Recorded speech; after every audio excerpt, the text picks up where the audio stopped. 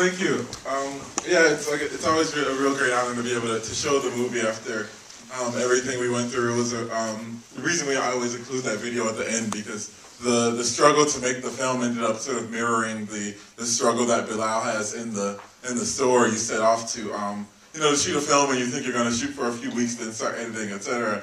And then we just kept hitting challenge after challenge, and you really had to sort of dig deep, And then I had an amazing experience with it, because I kind of, just in my gut, I felt like we could get to Sundance, and even from the beginning. And so I just kept trying to push and be like, I feel like that's part of my destiny. So what do we need to do to make that a reality? And so the movie that you see is sort of the result of that 4-year struggle. So originally there was no narration in the film, there was no animation in the film, none of that was there. That all came out after struggling to be like, what can I do? What can I change? What can I stick in here that that'll make people sort of, I don't know, just make the film a better experience. And so thankfully we've gotten to that point.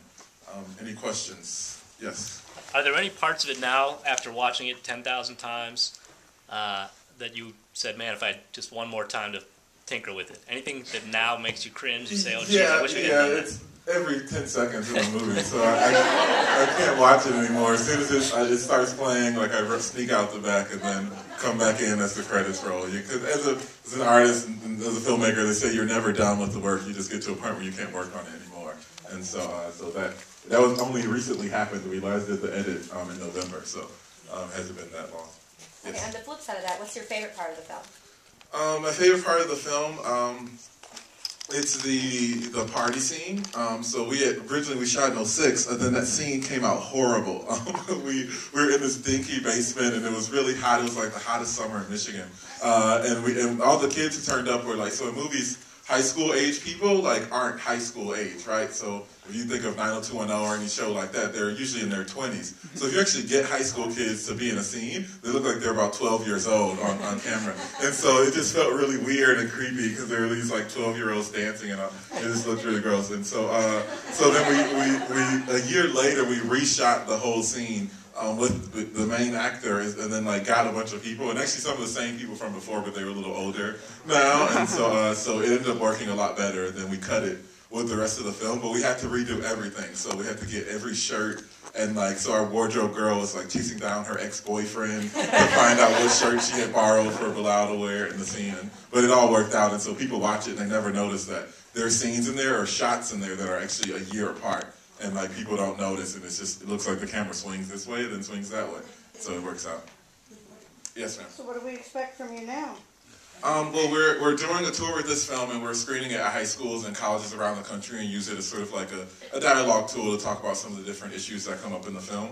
Then I'm on the 4th draft of my next script. It's a movie about, it's called The Bottom Line. It's about health issues, looking at the lives of people sort of struggling with terminal diseases and how they find sort of happiness and meaning with the days that they have.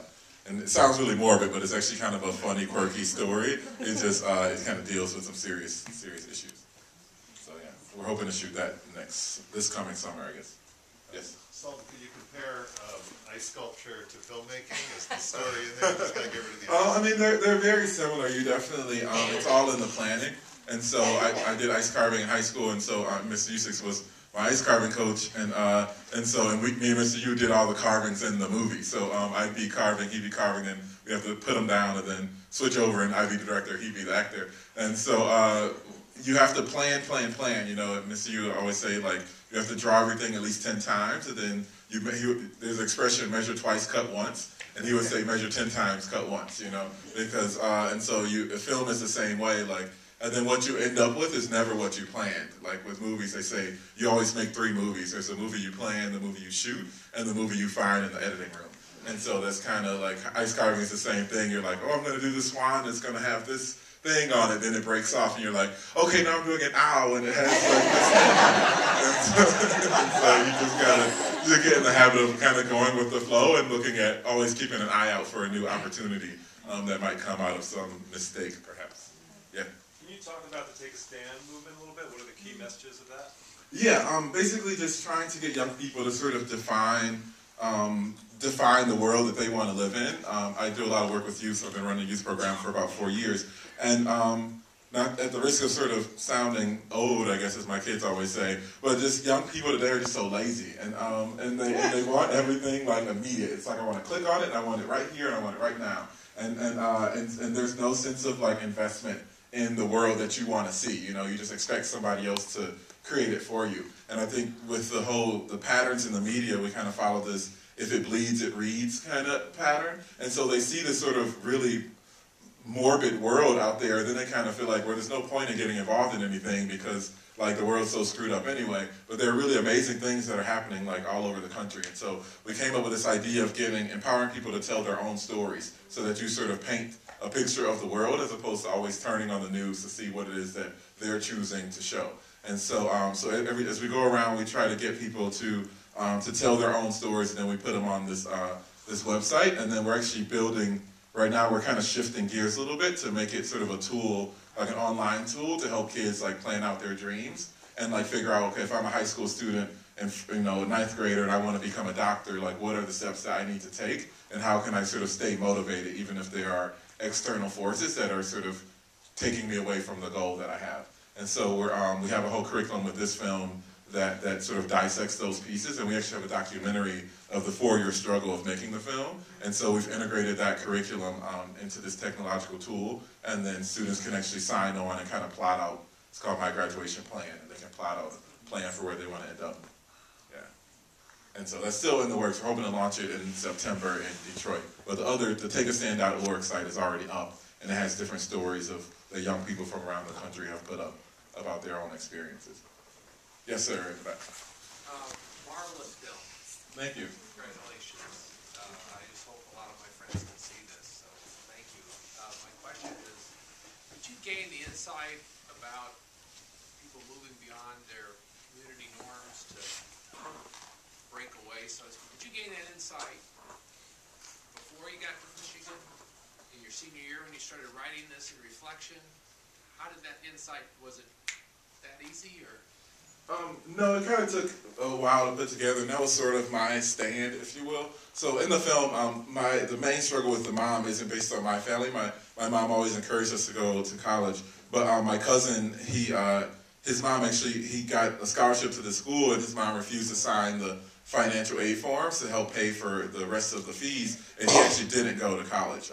And so my mom was like, and that's our living room. So my mom was in our living room with his mom, and me and him and his younger brother were watching, like, as my mom tried to convince his mom to let him go to school, and she refused to sign, so he didn't go. So then I ended up going to the University of Michigan, and then a year after me, his younger brother and I are like 20 days apart, and he wanted to go away to another school in Michigan, Grand Valley University, and then he was going through the same thing. And so I was writing the story at that time, and I kind of put a lot of it in there. His name is Bilal.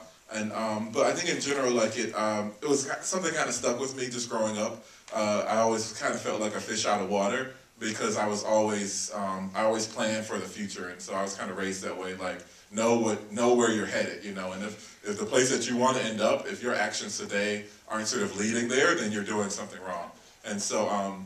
And then I kind of had a culture shock when I got to the university because, like, you know, you're coming from Detroit where it's 90% African American, you know, mostly lower income, and then you get to U of M that's mostly white and very different financial background, and the culture shock wasn't what I was expecting. I thought there would be a bunch of like rich sort of valedictorians running around, and that just wasn't the case. You know, people in Michigan know how to party, and so especially in my dorm.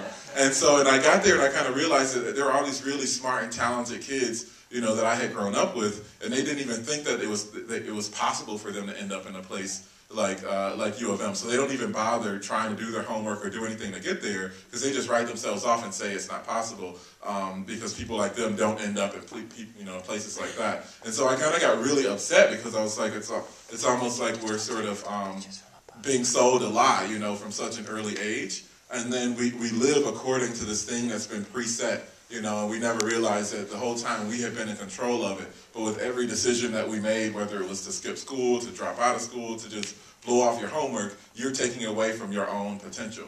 And so as I got to college, I kind of went through this sort of painful experience of